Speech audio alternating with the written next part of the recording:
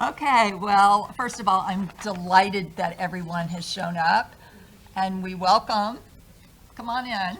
We're just getting started here. Thank you for showing up. As Jillian said, this is not a topic that most people want to talk about. We do not want to prepare for it. You know, we prepare for marriage, we prepare for childbirth. We have all these major transitions in our life, yet the one that we stay away from is death. And somehow we put this morbid, depressing layer on it of doom and gloom instead of looking at it in a realistic way, that it is the only common shared experience that every person, all 8 billion people on the earth, are going to have. And so it is important, and it's almost imperative that you start talking about it. And the earlier we talk about it, the more it normalizes it, especially around children. Okay, and so that's one of our goals here, is to get people to start talking about death, talking about, have it in writing what it is that you want, make sure your family knows what it is you want, and not to think it's not going to happen to you. Most people will emotionally repress it or depress it, and even when the time comes, they think, oh, I'll have 4 or 5 days to deal with whatever I need to before I pass. But in my case, it was instantaneously. It was a car crash at 19. So I wasn't even thinking about death, knew nothing about death, didn't even think about what I wanted in terms of, what death would even look like for me, or ceremonies or anything like that. So that's why I say it's never too early. We do have an increase in suicides that are going on. So I think the more we can talk about this, and the more we can present the positiveness about crossing over and what that is, and to alleviate people's fears about it, that's really our goal. That was specifically my message from the other side, was to tell people not to be afraid of death. And fear, as we all know, is a very low vibration, and it sits back there in our amygdala where our fight, flight, freeze response is, and it will never, never let you make a decision for your highest and greatest good, because it's going to make sure you survive. It's going to hijack that prefrontal cortex that makes the executive functioning, reasoning decisions, and it's going to keep you in survival mode. So that's why it's so important that you unwrap what your fears are around death and dying. And that's why I wrote my book. So we're going to get started. First of all, this may be an alternative point of view for many of you. I was raised in the South, in Jackson, Mississippi, part of the Bible Belt. Anybody been there to Jackson? 2 people, okay. That's how popular a place it is, okay? Most people are going through there to get to Florida or to Texas. It is not one of those, wow, let's put it on our bucket list kind of places. But I grew up in the South, the deep South, and very much immersed in a culture of religion. Southern Baptist was my dad, and Lutheran was my mother. So I think even God got confused as to what the different churches were telling us to do. I know I was confused. Also very conservative, also very, my dad was a Marine, so very much dogmatically positioned, his way or the highway. Still that way today at 85. It's not going to change. And so I grew up very confused about the concept of God, and that plays a lot into my story with my near-death experience, and then afterwards when my memory came back 19 years later. But I want to start out with talking about what is the definition of a near-death experience. It's abbreviated NDEs for people who don't know that. There are also out-of-body experiences, OBEs, you may hear that. Some of you may have experienced that. There's also STEs that people have, spiritually transformative experience. But Jill and myself both have had NDEs. And there's no widely accepted definition, but Dr. Bruce Grayson, who is a medical researcher on this, one of the leading ones, I would say. His definition, and I'm going to quote from him, the term typically refers to the mystical, profound experiences that people report when they are close to death or experience death. They're most common in patients who survive severe head injury or cardiac arrest. In other words, conditions in which you would die and stay dead unless somebody instituted emergency medical procedures to help you. Now, some medical experts estimate as much as 10% of all the people in the United States have had a near-death experience. I actually think it's a little bit more than that. Like for me, my memory didn't come back for 19 years, so some people may have lost the memory of it, or they didn't know what it was, so they just repressed it or didn't want to talk about it because they didn't think people would believe them. So there's a lot of reasons, but no two NDEs are going to take the same shape, of course. Now, Dr. Raymond Moody, anybody heard of him? Yeah, he's kind of like the godfather of NDEs. He coined the term NDE. And he says one of the most consistent features of NDE stories from people around the world is, anybody want to know? Guess? Consistent feature? Delight. That's exactly right. It's seeing bright white light. Even though it's said to be clear and white, it's an indescribable brilliance and make the specific point that it does not in any way hurt your eyes. And that is all I remembered when I was age 19. I was that would be a third degree at the United States Air Force Academy. I have not one military bone in my body, okay? I was only at the Air Force Academy to please my father. I'm a recovering people pleaser, and I know a lot of us in the South are working on that. But it serves us when we're little and we need to please somebody in order to get what we need or love or whatever.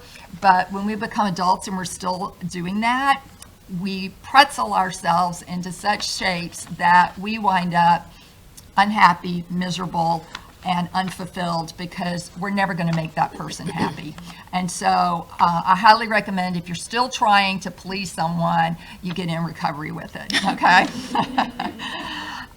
So from the very beginning, when the accident happened, the only thing that I remembered was the bright white light. And I flew out of a Corvette convertible. I was a passenger. I'm going to send this picture around. This is, a picture is worth 1,000 words, and in this case, this is true for me. It's a 1965 Corvette convertible. That's the passenger side you're looking at. Even the sheriff's department had said that is unsurvivable. And for me, it was unsurvivable. And when my memory came back 20 years later, I remember being thrown through the windshield, butt up first.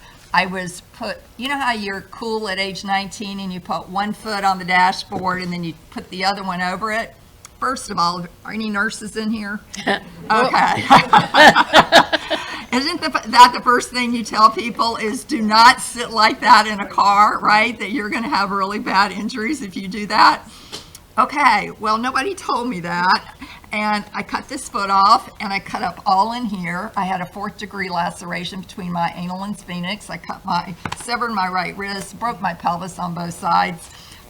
Needless to say, pronounced dead at the scene. And clinically dead for 10 to 13 minutes.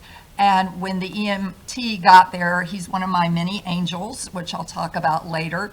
They had already covered me up with a blanket. He took the blanket off of me, couldn't get any vitals, did what they call a sternal knuckle press. Those nurses are familiar with that. What does it do? It elicits pain, right? It hurts. So, yeah, don't do it to each other, okay? Yeah, you do it on mannequins. But what happened was my right eye flinched. That was the only sign of life he could get out of me. Anybody hear the phrase, your eyes are the window to your soul? Okay, at that moment, my soul had already flown out of my body when I went through the air. I went to the other side. I had my experience there, and they told me I was going to come back, and I was like, no, I don't want to come back. But when I came back, my soul came back through that right eye. And as soon as that happened, they could get a blood pressure on me of 60/0. Now, our nurses here, what's the normal blood pressure? 60 or 70. Yeah. Your heart's beating. Yeah. So 60/0 is still life or death, right? Yeah. So then they did CPR for 20 minutes all the way to the closest community hospital. Not trauma hospital. They were out in Colorado Springs, so it was a community hospital, not equipped. But I had an amazing team on call. That's when they had pages back in 1983. And from then on, it was a really rocky road of 4 months. But I came back several times because I actually had a couple more near-death experiences in the hospital. I kept wanting to go back to that light because it was so amazing. And I want to just read, and this is in my book as well, about on the other side of death, when I left my body, God had been all around me. God was in me. God was me. And I was God. God was presence and fullness and oneness. Most of all, God was love. Pure, no strings attached. Think about that. Not one string attached, no condition, open arms love. And in that state, I had not suddenly received forgiveness from a stern father for my mistakes. My mistakes just didn't even exist. They never had. Nothing I had done on earth needed to be weighed or measured. The life I had just left behind told a story. Yes, but just one of many I have lived in different realms. I honestly felt like an astronaut floating in outer space, filled with wonder and awe. The purpose that was directly given to me by Spirit 20 years later said, my guide said, it's time to wake up and get on with your mission here. And I also had a sense of safety about me now and support to deal with the trauma that I had experienced, which are two important ingredients in trauma healing. And while seemingly this phrase, do not be afraid of death, it seems quite simple. It's taken me almost 4 decades, my entire adult life, to unravel this and understand what it looks like for me. So I've shifted my focus. I've been in wellness my entire career. I started at the Centers for Disease Control and a more scientific approach to it. And now I've worked through the physical, the emotional, the mental, and now I'm on the spiritual part of the wellness wheel. And on my, when you think about every book that's written, like I said, it's cloaked in this veil of doom and gloom. And I want to tell you that my experience, along with hundreds of thousands of other NDEers, is 100% different. Death is absolute. Love, beauty, light, loving kindness, and as the Lutherans would say, I always remember this peace that passes all understanding will keep your hearts and minds. That peace is part of that as well. So that's just a snapshot. My book has more detail. My website has podcasts that go into more detail with the crash and going over to the other side and my experience with the angels and with Spirit telling me the message. And you have to remember, you're not in human form, okay? So they weren't telling me this in English, okay? It's not like, go tell them not to be afraid. This is all through, we're all energy, and it's through vibration, it's through telepathy, and it's actually amazing. So that's a brief synopsis. So Jill, I probably went a little bit too long, but you go, girl. We got time. So Nicole and I complement each other, I believe, on our different perspectives in providing you a good overview of anticipation of, what you're, can visualize or what can happen. So my NDE, I'd been studying anything spiritual. I'm a spiritual researcher, and I've been researching for well over 30 years. Nothing prepares you when you have an NDE. But I at least had some background. So in 2011, I had broken my ankle and I didn't have any medical insurance. Well, so this presents a problem. Going to the hospital was absolutely the last resort because that meant that was another bill that I had to pay.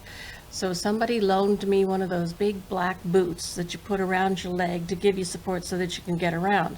And I'm stubborn, so I had done a healing health fair that day and kind of exhausted. And as I was walking out, one of the other presenters, a Native American, kind of looked at me like he had just seen a ghost.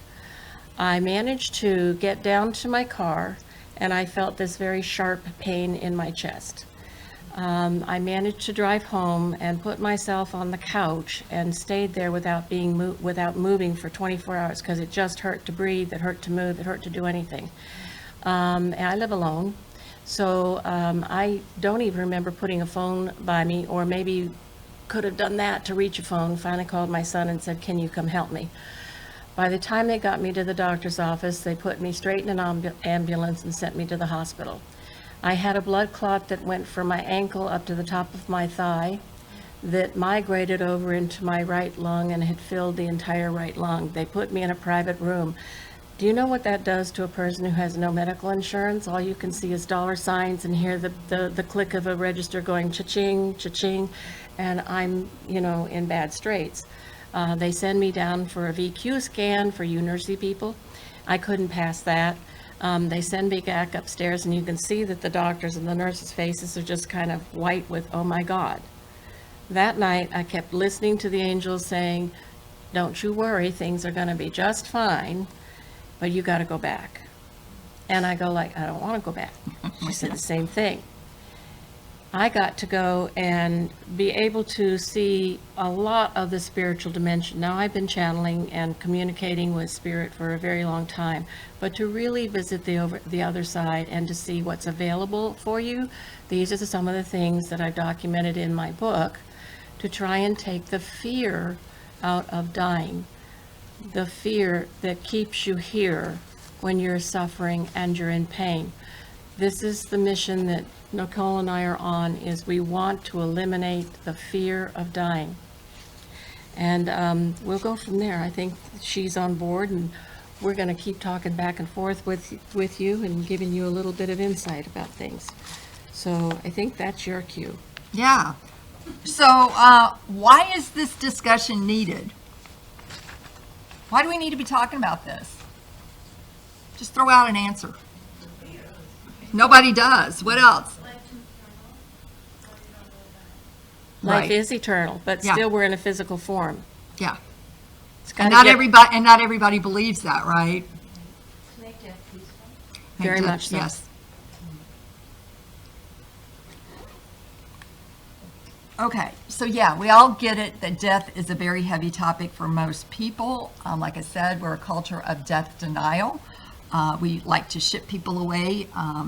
When I was growing up, it was the old folks home, the blue-haired clubs, and I can remember as a 7 or 8-year-old going to see Mommy, and it just stank of urine. It was a horrible, negative, imprinted image of getting older and just being put in these rooms in a bed with a black and white TV back in those days. At least she had Archie Bunker to listen to, or Leave It to Beaver. But it was just like, oh my gosh, we want them out of sight, out of mind, right? And so, unlike some other Eastern cultures where they embrace their elders, they bring them in the home, they sit with them, and it's just a whole different way. But in the West, we don't want to confront it. We don't want to see it happen. We don't want to see the deterioration. We want it away from us. Just like our garbage, let's put it in someone else's yard or someone else's That's a little landfill. harsh. Okay, well, I was just thinking.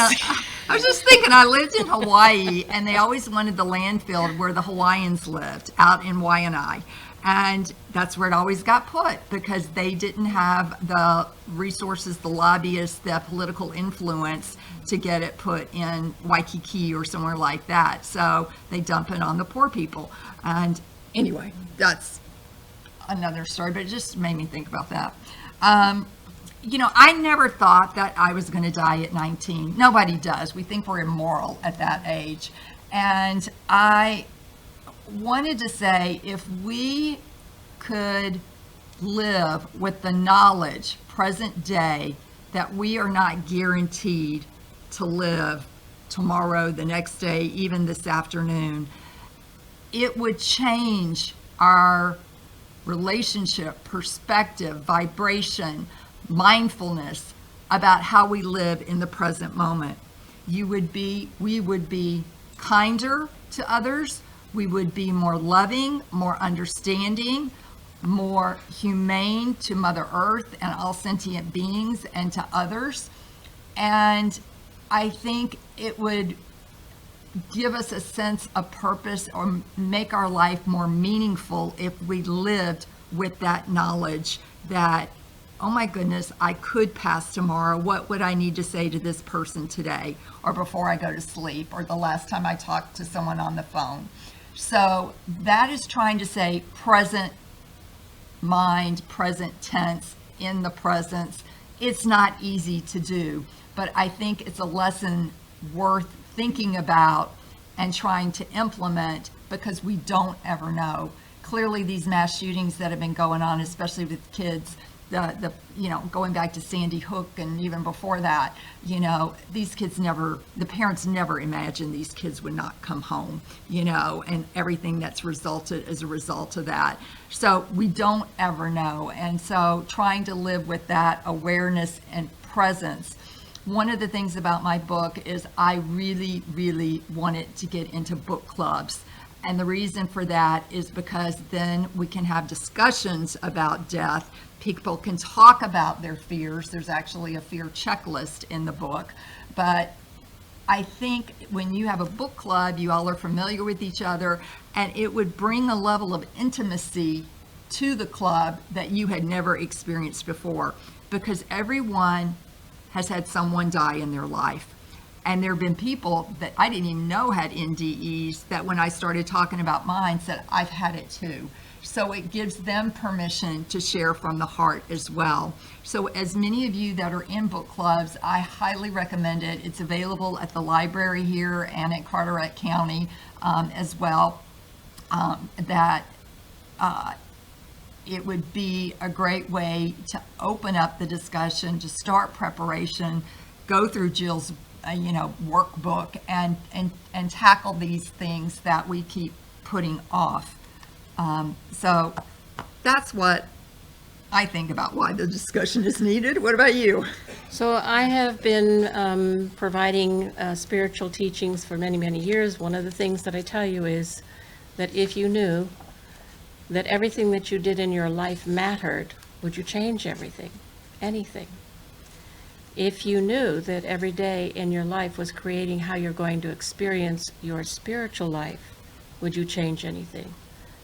So they're connected, but it's something to ponder, because you are spiritual individuals. Nobody escapes that. I don't care what your religious affiliation is or how you wish to community worship or anything else. You're still a spiritual being, and that's where you came from, and that's exactly where you're gonna go back to.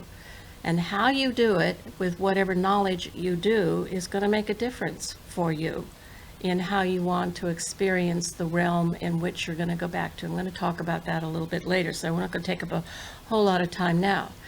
What Nicole and I are trying to do is to give you evidence of something that's beyond your capability of or essence of understanding at the moment, by providing you evidence of not only, yes, we had real NDEs, but the things that compromise those. My mom died 35 years ago, and I missed her dearly. She was my best friend.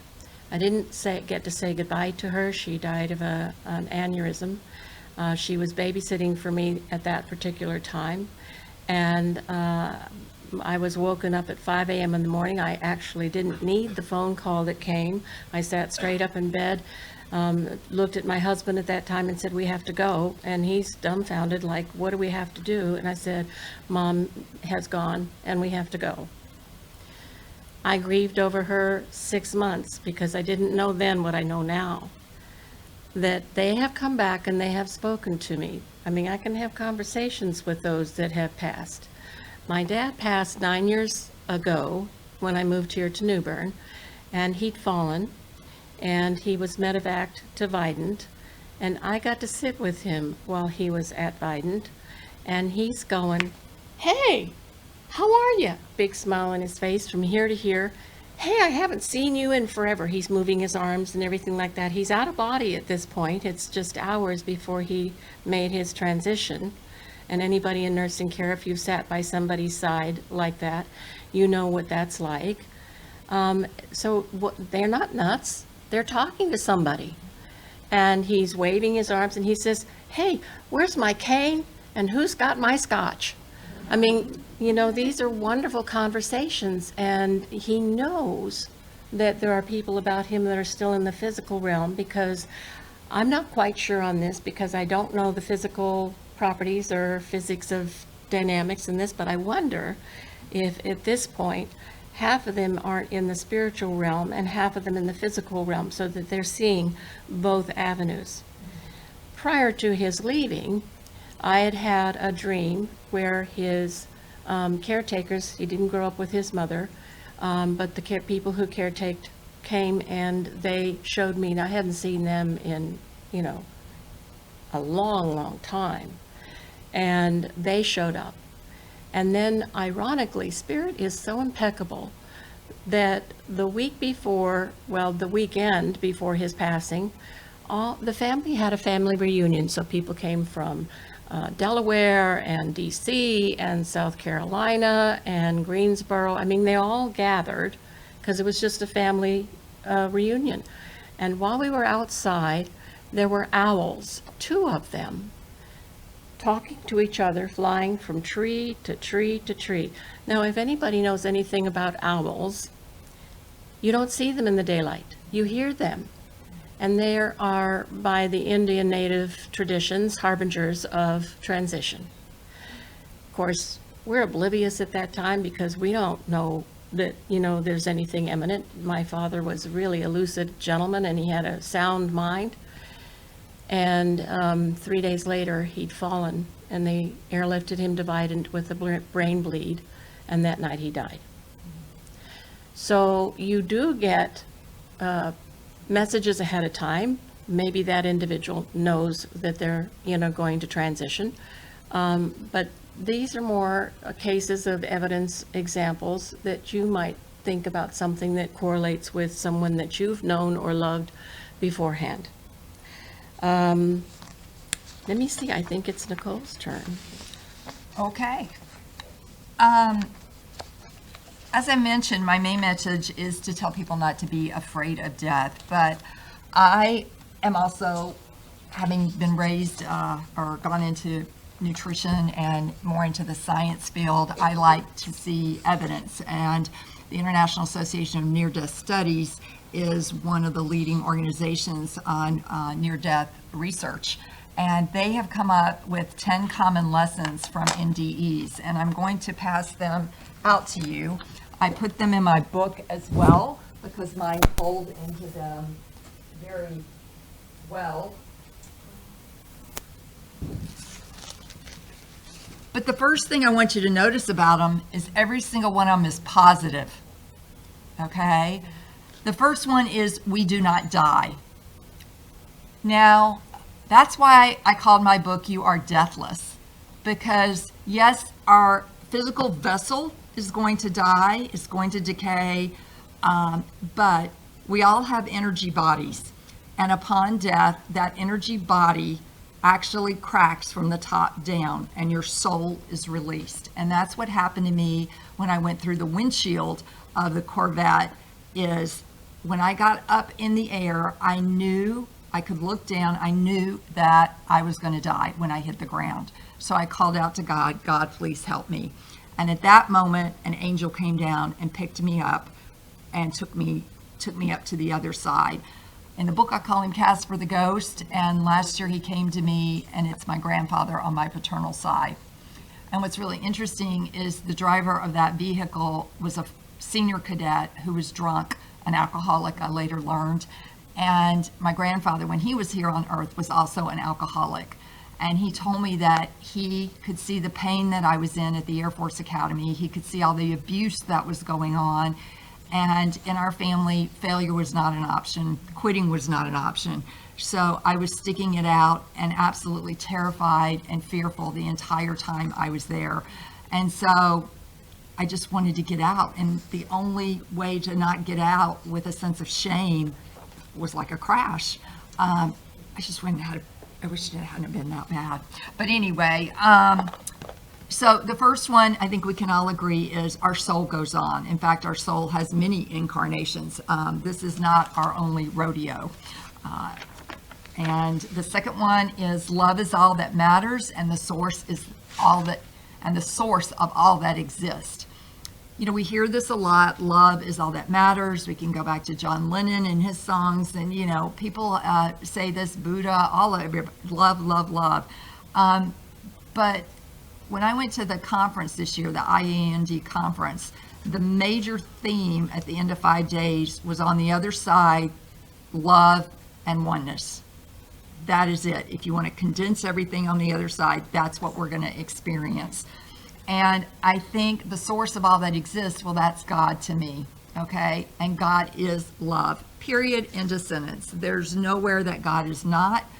All this fear that was instilled in me as a little kid, going to the Baptist church, the Lutheran church. My husband is a Reformed, he's sitting over there, Paul, a Reformed Catholic, a recovering Catholic, sorry. Do you guys know, when I was doing the research for my book, Catholic is the most prominent religion. Recovering Catholics are the second.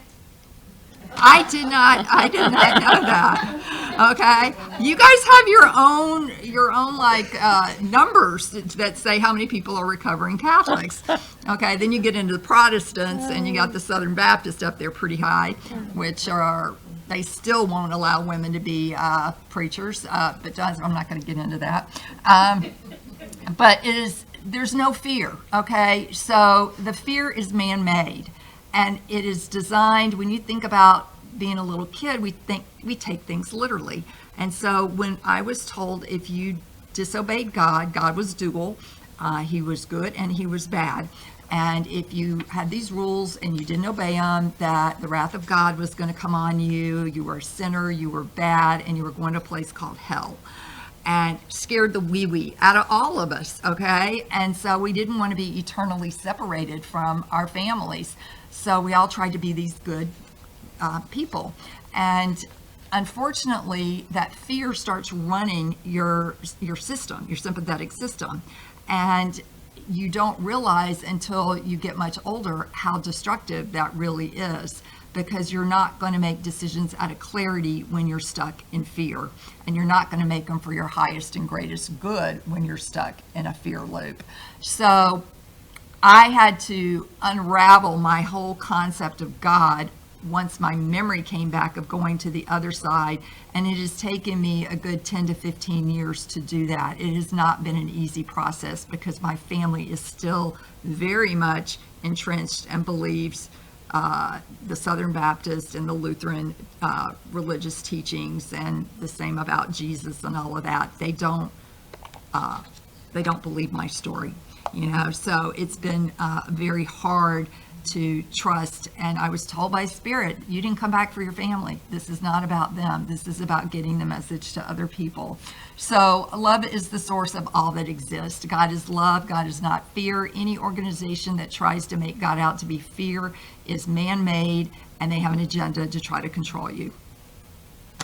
God is not creating these wars, okay? Man is. Everything and everyone is connected.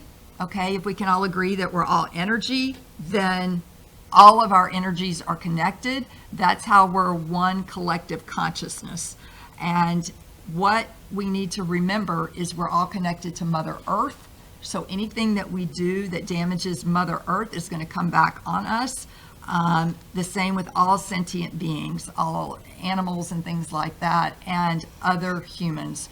So we need to, in America, especially right now, where we're so divided and so fear-laden, and now with politics getting ramped up again, to remember, and the military taught me this, we all bleed red, okay? It doesn't matter what color, what race, what sex you are. When you're lying there dying, that's all you care about is saving that person, okay? It doesn't matter anything else about them. And I wish we could remember that we're all connected, because we are.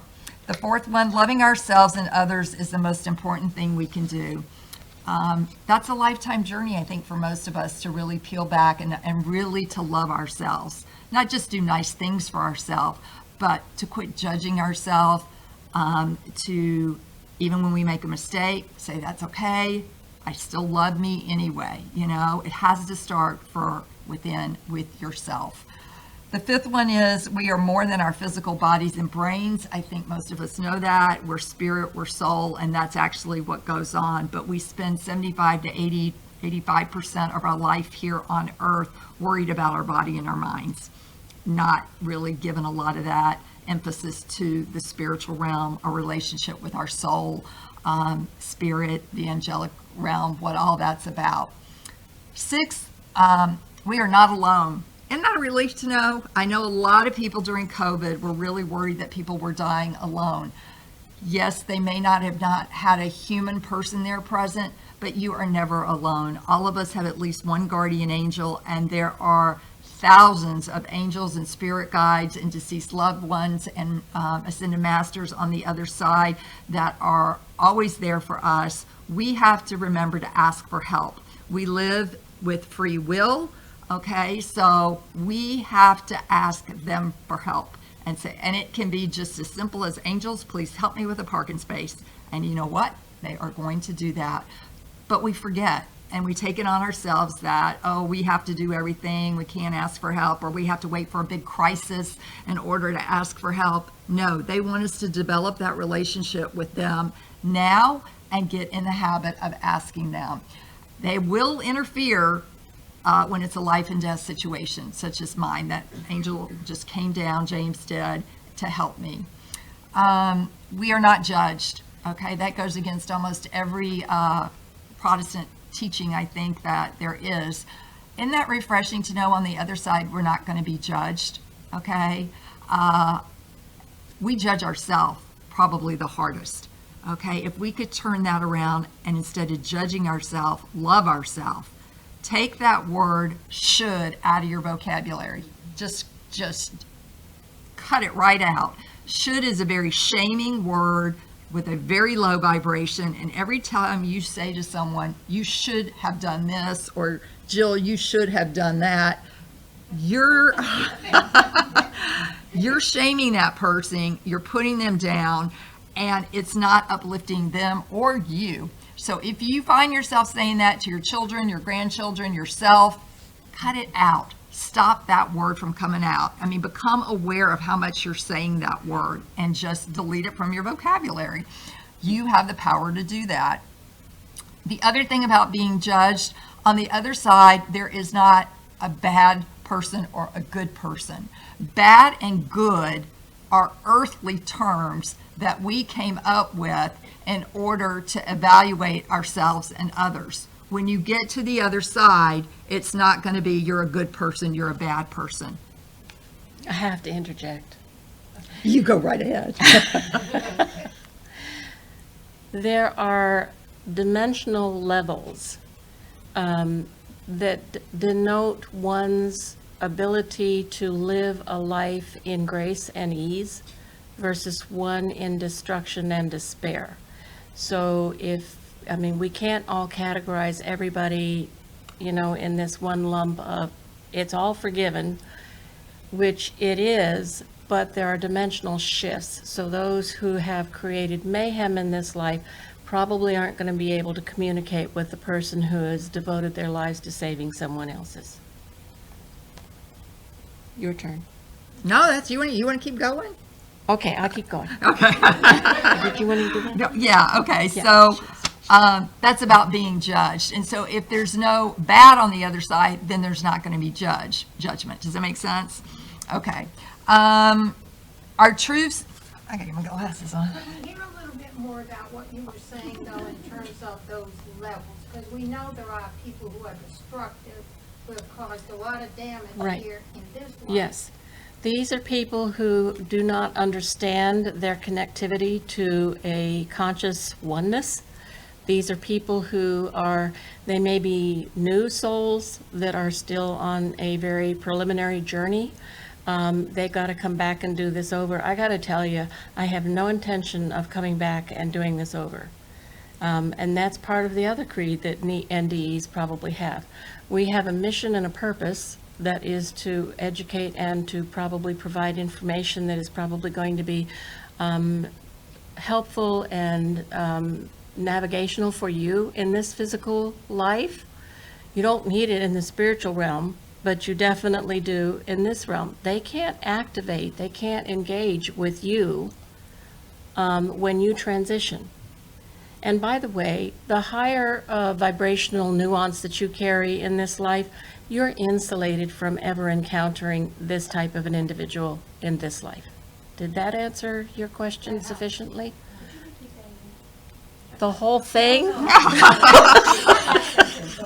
That's why she's recording it. Yeah, it's recorded, thank goodness. The insulation part, you're insulated from attracting, as long as you keep your vibration in a very positive and high space of, a high calibration. I'm a spiritual person. I know I'm a spiritual person. I don't want to be groveling down, in the depths of the thought of even squishing a bug, although I have done it, is really not on my template, okay? But for others who have been brought up and brainwashed, by the way, with the ideation that it's okay to take someone else's life, and this is not a war scenario, this is just a life scenario. These are souls that will more than likely have a return visit into an earth plane. I'm going to go back to a statement that I said to you earlier. This takes into place. What you do every single day of your life matters. How you conduct your life with others matters. What you say matters. I tell everybody that the universe, I call it the universe, you call it whatever you want, it doesn't care. It knows every thought, it knows every feeling, it knows. It's a very conscious, aware universe. So I call it the universe because it's all inclusive. It sees 360. Notice I said it because in your concept of God, God is not a he or a she, it's an it. It's a conscious energy. It is all inclusive. It knows how you feel. It knows when you're in pain and you're suffering. It's there. It knows everything about you. It's massive. I can't even begin to tell you how infinite it is. And it sees 360. My very best day, I see 180. So I'm always going to turn over my thought, my life, to a conscious universe that loves me and is going to support me. Did that answer sufficiently? Next. Okay, we are, number 8, our true selves are perfect and we are loved more than we can fathom. That's remembering who you are. We all get spiritual amnesia when we're born. We forget who we are, we forget where we came from, and when we can start remembering and peeling all this back, we are perfect, loving, radiant, glorious, eternal souls, okay? There's nothing wrong with us, not a one of us. But that takes some undoing because we get some filters put on us that are pretty, they're like, what do you see, a brand, when they brand you, burn it into you, yeah, that hurts, first of all, and second of all, it's hard to unbrand it, but you can.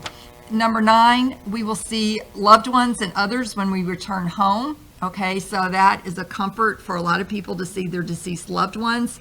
You're not going to see them in physical form, okay? They're going to be in a different form, but you will be able to know who they are and you will be able to interact with them. And I've got the finger up, so okay. But if there was that person that you really didn't want to see, you don't get to see them. They can't get near you. That's that vibrational difference, okay? And this goes for pets, okay? Yes. Yeah. Yes. Your little furry, your furry friends, your feathered friends, whoever they are going to be on the other side, because for a lot of humans, those little creatures have provided the most unconditional love that some humans have ever received. So they are just going to be joyous and happy and just fly right into you. So do know that you will see them, and you may even get signs from them. If you asked their spirits, for information, you will be able to get information from them. And then this goes exactly to what Jill said. It confirms it. During a life review, you will have a life review. It's not a judgment, but it is a life review of, we learn how everything that we said, did, and thought during our physical life on this planet impacted ourselves, others, and the world. And that's why I give you these lessons, because if we can learn to live and practice these lessons now while we're here on earth, we are going to be at a higher vibration, and we're going to have a quicker and faster life review because we're living at a higher vibration and frequency. Does that make sense? Any disagreement with them? Aren't they beautiful? Okay, you got it, girl. On your life review, you choose when. It is a panorama. If you've ever been up to Gettysburg, there's a panorama, and it goes 360 degrees all the way around, and you can stand in the center and you can watch every little detail of your life playing out. Some of you may be playing out some part of a life review during your dream time now in your physical state.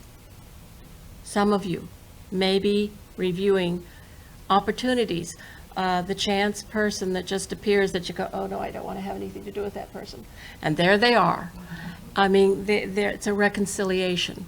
On the numerous channelings that I sat in, there was always an individual who was at the back of the pack, who was peering out around someone's coat and saying, hi, because they want your forgiveness. They can't come close to you because you have this vibrational incompatibility that's going on until you say, you know what, it's okay, I forgive you, because you don't want to hold on to that. You want to release that. You want to keep yourself as clean and pure as you possibly can. I'm trained as an end-of-life doula. I'm also trained as a spiritual minister. After I had gone through the doula training and I pondered this a little bit, I didn't just want to sit with one person and comfort them, which was a noble endeavor, by the way, at whatever sitting that is. It could be 6 months, it could be 2 months, whatever. But I wanted to reach more people because there was such a fear mechanism around death, and I wanted to take the fear out of dying. So I was prompted to write Before Your Last Breath, which is an explanation of everything that's gonna, well, I can't say everything. I tried to cover as much category as I possibly could and give you a window into what the spiritual dimension was like, so that you weren't sitting there going like, I have to, hold on because this is the only life that I have to live. That's not true. The soul is infinite. You may not come back as Mary Jane or Susie or Paul. You may not come back in this physical awareness, but you're gonna come back. Or to this planet. Or to this planet. Yeah. But, you were, let me give you a little broad overview about how you got here. There was a clarion call that went out through the universe, and it said, I have a mission for you. And it said, it's not going to be easy, it's going to be challenging. But if you answer this call, you're going to face challenges and death and circumstances that we're sorry that we're asking you to come back and do this, but your light is needed.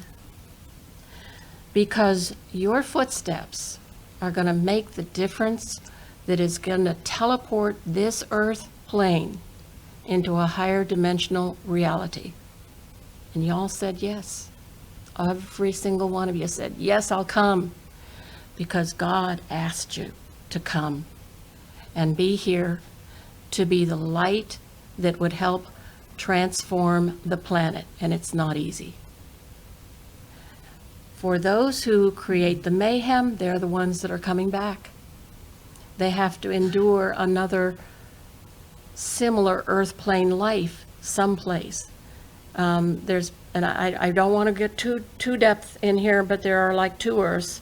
So basically what that means is there are two vibrational environments in the earth plane. One is the distortion and the destruction, and the other one is the love. And when you think about it, there are really only two vibrations, but there are variations of those two vibrations. One is love, and that's the highest vibration you can attain. And the other one is light. The opposite of light is darkness, and the opposite of love is fear and negativity. And so it's hard sometimes when we are shown so much garbage on our network broadcasting, and we have been brainwashed from the time we're little children to believe this way or that way, that we no longer know how to think for ourselves.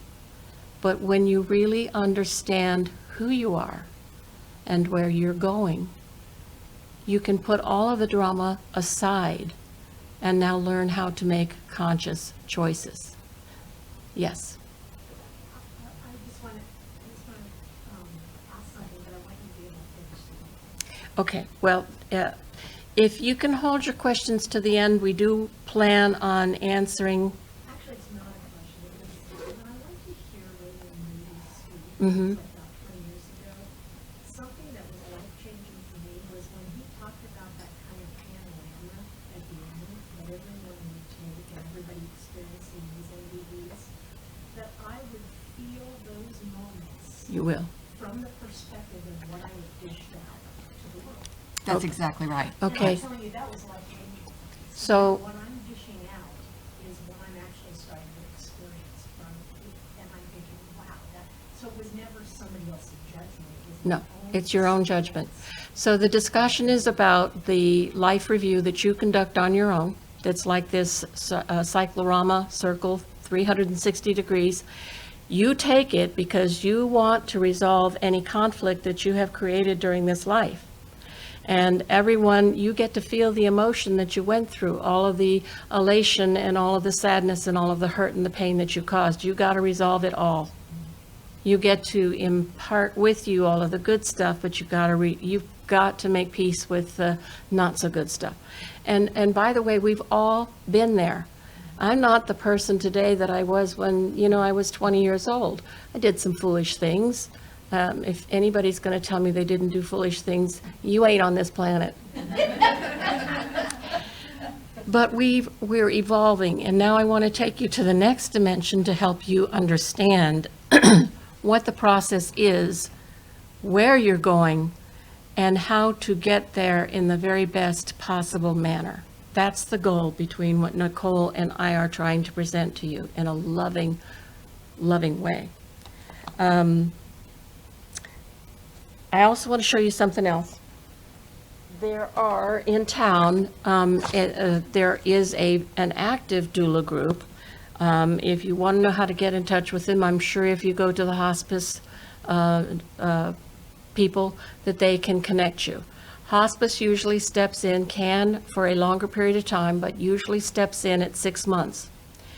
Doula people normally step in at somewhere between 6 and 2 months of transition if somebody is in dire need, to help assist with families and provide writing letters, reading books, just bedside companion or just family companion.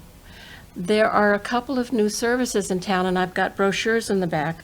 One of them is called Smooth Transitions. I saw a neighbor that went through this, and I was mesmerized because when the individual died, a van, not an ambulance, came and picked the individual up because all prior arrangements had been made.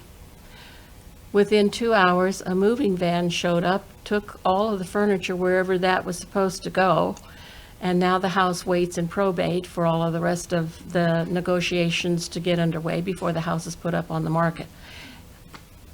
I mean, I'm a gawk because it was so smooth, and I went, yeah, that's the way to do it. No loose ends waiting behind. And Okay, can I tell yeah. you something funny? When I saw that, I have bowel issues as a result of my act, and I thought that was smooth transitions. I was Different like, transitions. I need to check that out, man. Different transition. Okay, and so this brochure is over on the table. And then there is another card. I'll give you this one, and there's a couple more. This is called Seasoned Southerners, and it says Senior Move Managers. So there's just one or two cards about this, but if this is intriguing to you, these are a couple companies that you can investigate. Called Seasoned Southerners. I do not know these individuals. I did meet Matt McCoy. I liked him. He was very enthusiastic and very, very, very loving. Coordinate with the hospice people in the county because they're extraordinarily knowledgeable, very, very loving, and it depends on, affordability for whatever the services cost. Doula care, by the way, is not cheap. When you think that somebody is devoting, I know that puppy sitting is $65 a night. That's above my budget range. So doula care is more than that. I'm just going to give you a heads up on that. Okay, and I did show you the book. The book is available. This is Before Your Last Breath, and it's an A to Z on what to expect, okay? It goes into some of the government regulations surrounding things. The one thing that's probably not any value, it'll give you an overview. I've included funeral costs that were written in 2019. With our inflation these days, they're not the same.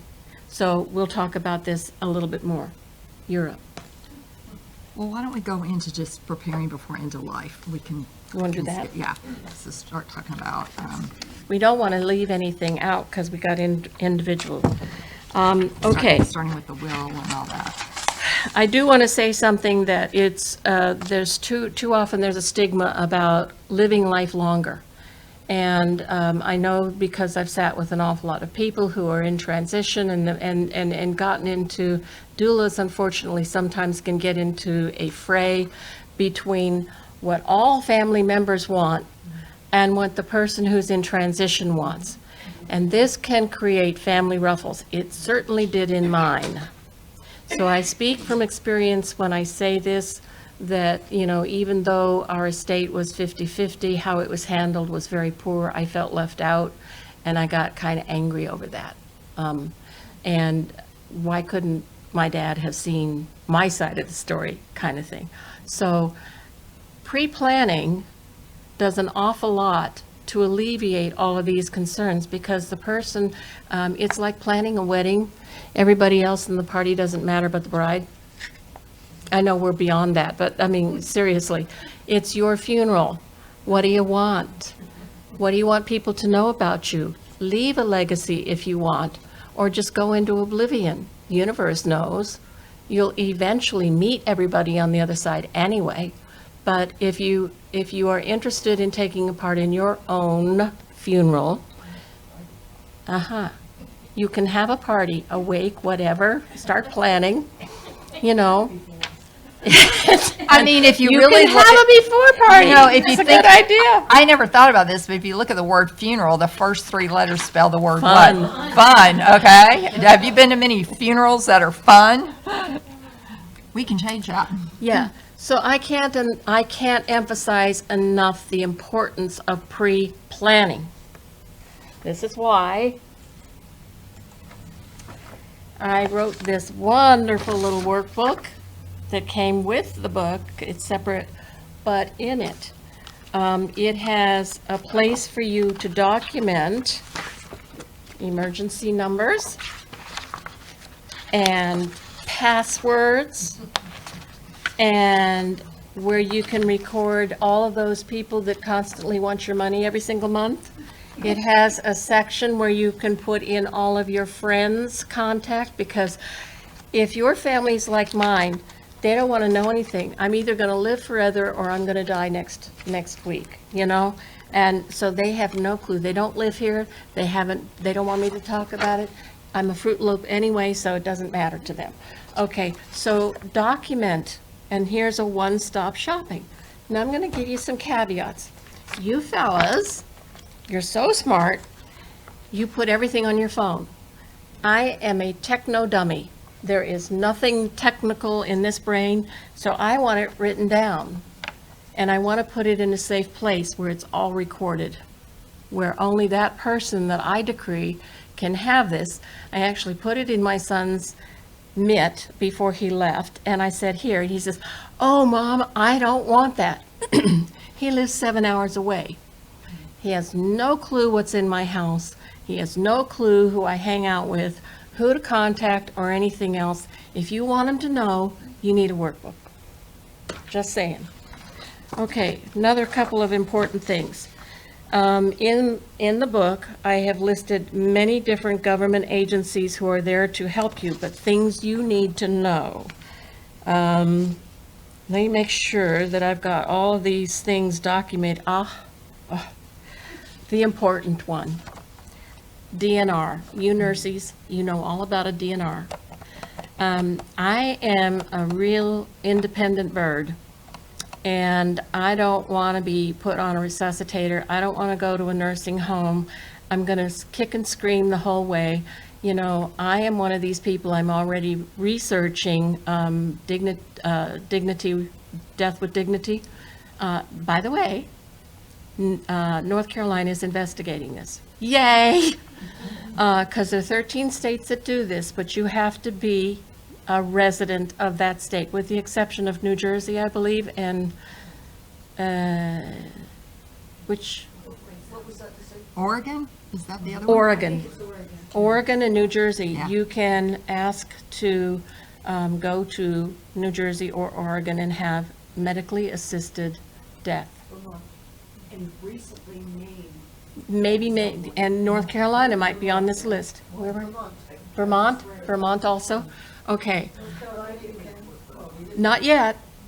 It's not, it hasn't passed. Oh, yeah, no, it's on the books. Hey, we got gambling. We might get a DNR. Okay. Or medical marijuana. I told you this was going to be fun. We're trying to take the angst out of the topic and make this informative and knowledgeable for you so that you can make concerned decisions. All right.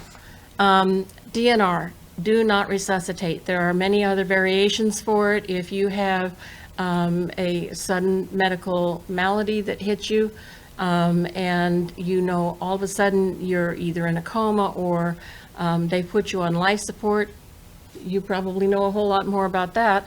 I don't want to be on it again. I don't want to be on it at all, ever. Just take that oxygen mask. I know where I'm going. Why do I want to stick around here?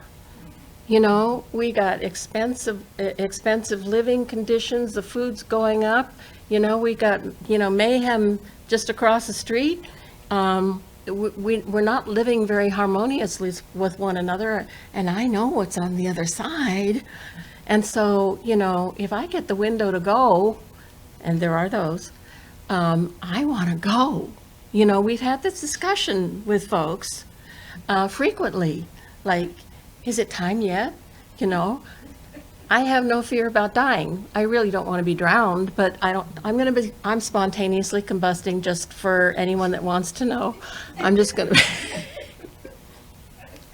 Okay.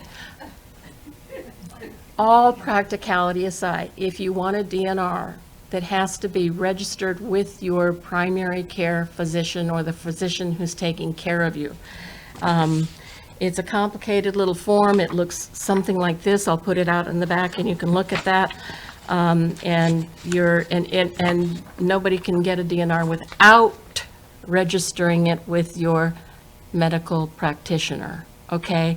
So, it just can't say, oh, by the way, I want a DNR. Hopefully you're awake and you can sign your name if you're in the emergency room to be able to do that. And if you're a veteran, or your husband or your spouse is a veteran, you need to have it on file with the VA medical system. See, the government even got into our final breath. They're trying to rule everything. No, you can't die yet. You didn't sign your DNR. Okay. So there are people that want to be notified. besides 911. But if you have, okay, let's do this. If you die in your home, then you need to call 911. Yeah. Well, I mean, somebody has to. Call 911 if you did. No, This is why we're talking about pre-planning. no, the way you said it made it sound like the person Okay. that died was supposed to call I live 911. alone. I mean, I don't even have one of those, can you hear me now buttons? But if you have to have somebody that's going to find you, like my neighbors would know if I didn't open my door every day, so maybe somebody comes in and checks on you, or I live in a senior community, and I can guarantee you that the ladies in my community don't know where anything is. Their husbands have for years written all of their bills and taken care of all of that, and they sit there dumbfounded with this pile of paperwork. What am I supposed to do? What's the protocol? That's why we're pre-planning. That's why we're having these discussions, so that we can educate those who need to have some documentation. And maybe you're going to have a discussion with whomever. It's not nice. My kids, go away, Mom, go away. But you got to have it sooner or later. If you're the executor of my will, how is that going to be processed if you don't know what it is that I want? Well, we'll figure it out after I'm gone. You laugh about this. This is exactly how it happens. That is the most common response. We'll figure it We'll out once figure it it happens. out. And 4 kids, 4 different ideas. Four Yeah. different ideas. And then did that create conflict? Of course it did. yeah, Okay. it fractures families And beyond, anger, yes, and resentment. yes. I have a friend whose parent recently died in a different state, and it created such a fractured split between her and her sibling. A DNR order in a nursing home wasn't honored. The emergency personnel came, they put an oxygen mask on the mother who'd had a stroke and had gone into a coma. They revived her. She lived another 6 weeks.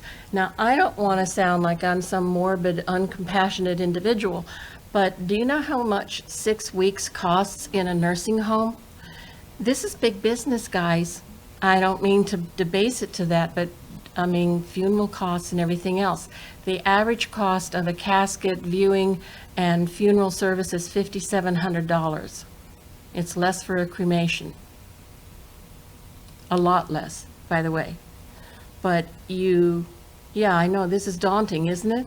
You need to take out a loan that you're going to take 3 years to pay off before you die, just so that you can have somebody say, I'm burying you, and then who's going to do what with the ashes?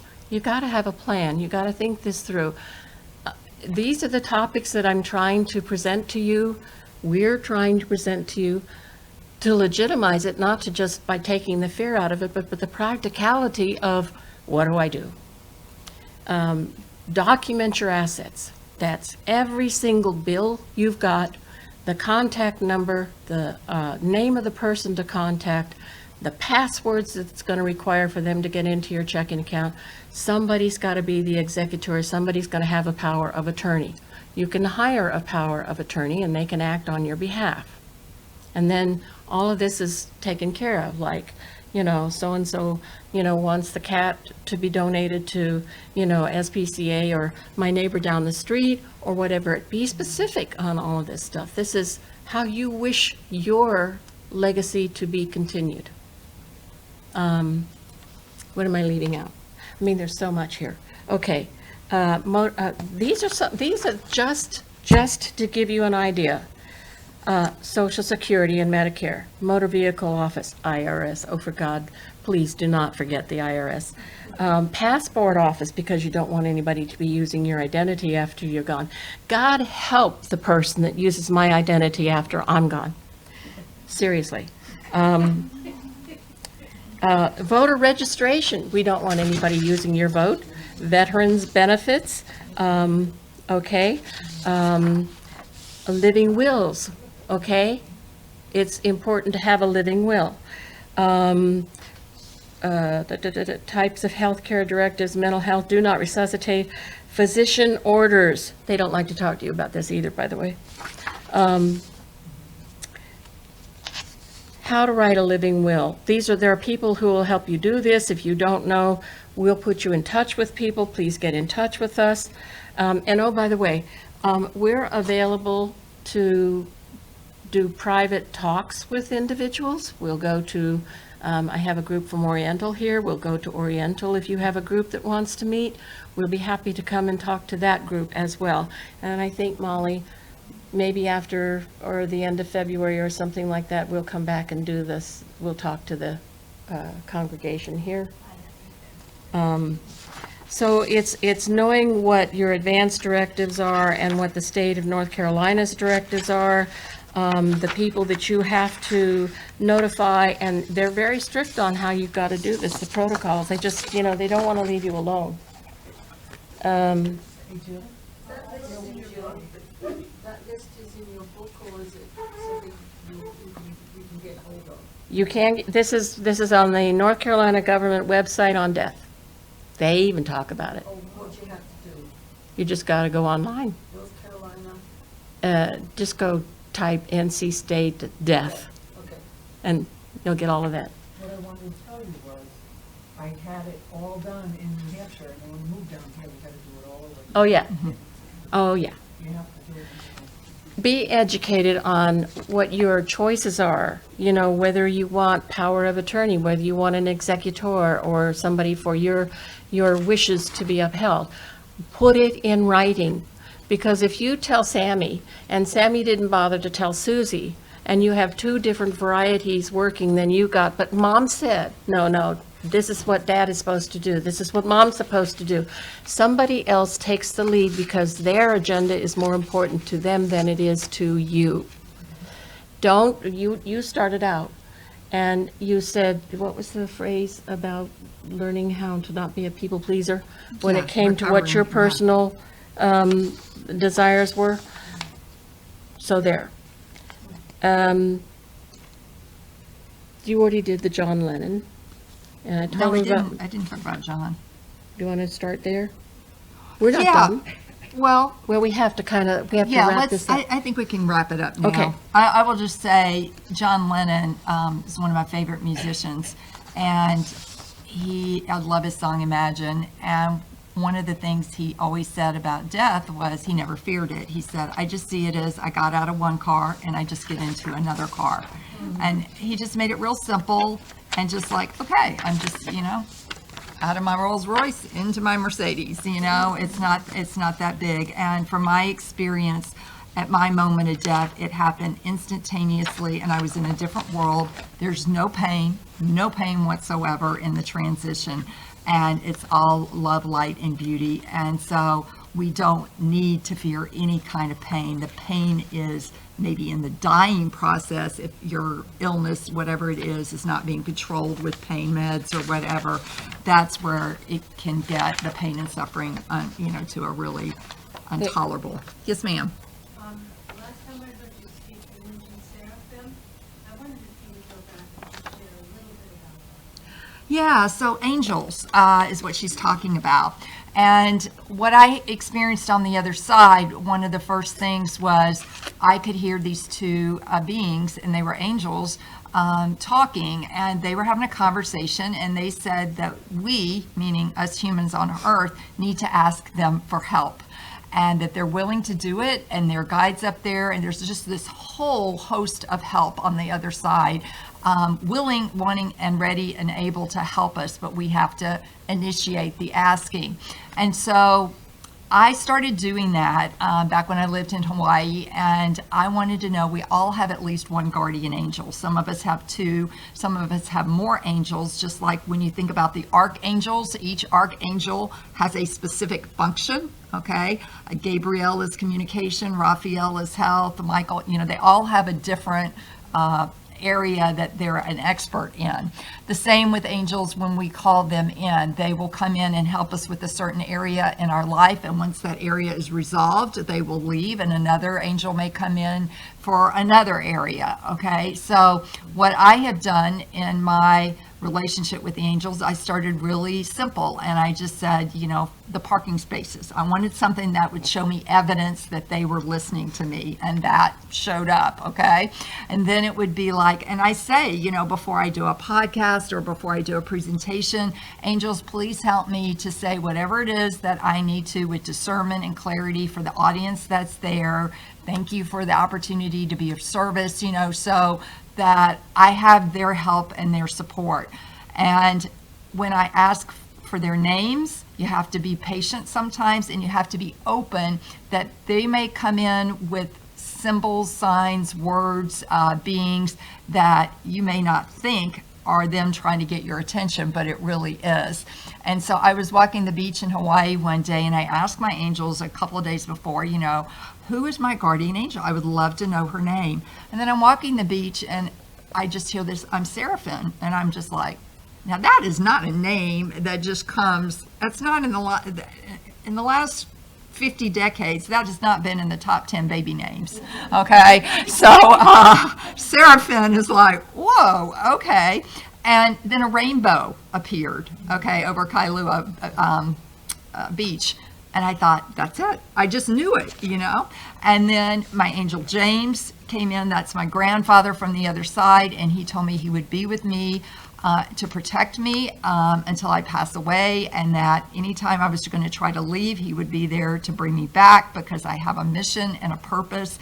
When anybody goes through an NDE, you become transformed. And whether or not you want to believe it or not, you are transformed. You are more sensitive to toxins, to chemicals, to alcohol, to noise, to all these different things. So I know, Paul, that I'm hard to live with sometimes because I am so sensitive. And my husband's a musician, okay? So he loves to play rock and roll and loud, and I'm like, oh. But it's just what happens when you come back, and it's hard to see the divisiveness, the resentment, the anger, the vitriol that spewed, the evil that happens because you're so sensitive and empathetic. And I tell people my credential for going to the other side is BTDT. And on my book, I actually put it on the title, been there, done that. I'm a dietitian, I got a public health degree, I got lots of letters, but been there, done that to me is the most important because I've had the experience and I now have the compassion, the empathy, the sympathy, and the understanding to sit with someone and go, this is my experience. You need not fear that. God is love. There's never going to be anything to fear on the other side. And so that's how I work with the angels. And after the video, I can be happy to show you a picture of an angel. I don't want to share it on here because it's a copyrighted picture, but of a real angel that came to my coworker in Honolulu when her child was drowning. And the angel came because it was a life or death situation, and she caught a picture of it, and she's beautiful. So I'll be over there sharing that afterwards. But they do exist, and now. And just in closing, All the way through this, I felt a little uncomfortable because both of you have touched on, I'm not a Christian, and both of you have used this word God. When I hear the word God, it makes me very uncomfortable. just remove that word, call it what you want. I don't mind, but it's God, God, and It's what most people are, God makes me very uncomfortable. it's what most people are comfortable hearing. And so, to me, it's the universe, and like I said, I don't care what you call it, it's just an all omnipresent consciousness that knows everything and loves you, by the way. It's a love environment. Because the near-death experience, which I've seen a lot of documentaries, if you're religious or if you're a Christian, Doesn't matter. and your experience is Jesus. Nope. and it- I didn't see Jesus at all. Because when I saw the documentary up here, Yeah, I've seen after a few, death? and it Yeah. was based on Moody, other This stuff. is their interpretation. This is an alternative viewpoint. This is their interpretation. But I I am very spiritually connected. You all are. I'm not any different than anybody else. We all go to the same place, mostly.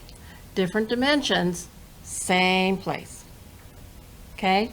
So don't get stuck on a word or a term or something like that. Filter what, it's a Yeah, consciousness. it's an energy. Being, I can't understand somebody making a decision.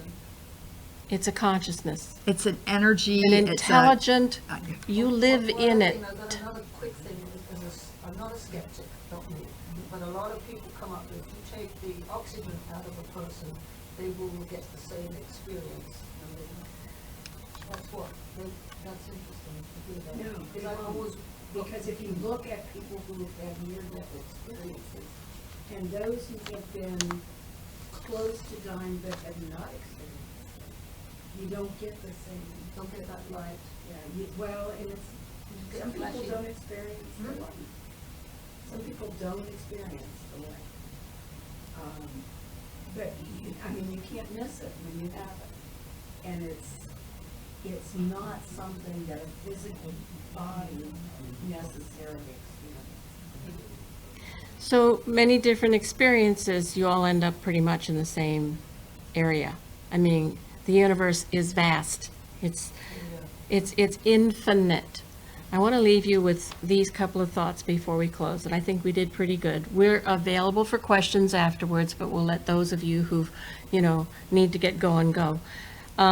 What will my spiritual life look like? And I'm going to tell you, you can start planning it now, whatever you want. You can go to education, you can go to university, you can hang out with Mozart, you can go to a party.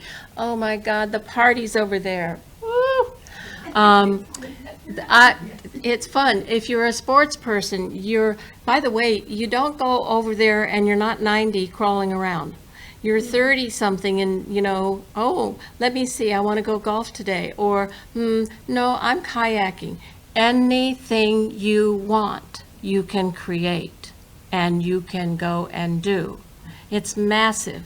If you want to go be, an inventor or, something, dabble in physics or a biologist or, you want to put a different head on, this is probably where the Minotaur and all of the rest of the critters came from.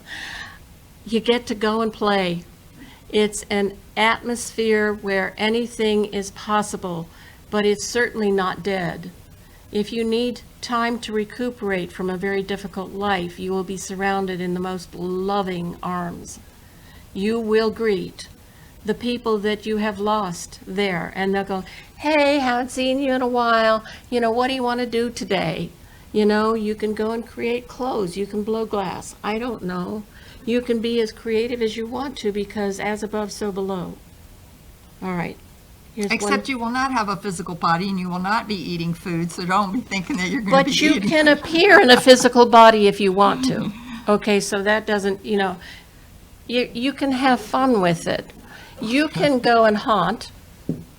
Did I really say that?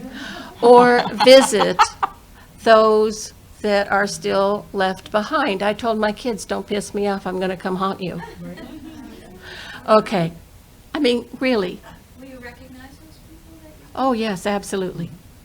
You will absolutely know the people that you have, because they can shapeshift any way you want. All your pets are going to be there. They're going to come up and lick your face and so on and so forth. And you probably see those adversaries that, probably didn't have the best encounter with, and you can say, it's okay, we're not doing this again. You get choice. You get to have a conversation. It's not like we're having a conversation now. It's mostly telepathic. You can go and explore. You can go off-world, on-world.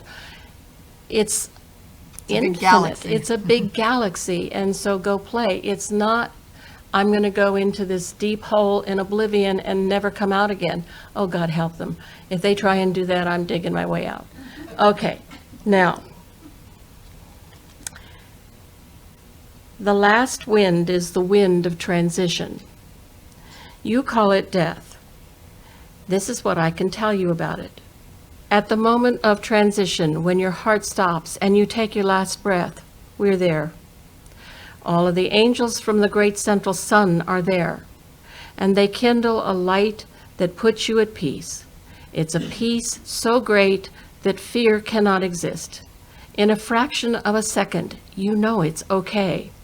You might call it spiritual anesthetic, but we call it the gift from the Creator.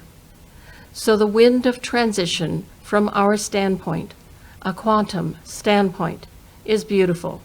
It represents that instant where you realized you're finished with this life only for a second, and then it's gone. Then you move into the process of a 3-day remembrance of who you are. Part of you is still on the planet, and part of you is with us, and it's beautiful. It's beautiful. Thank you all for Thank coming. you.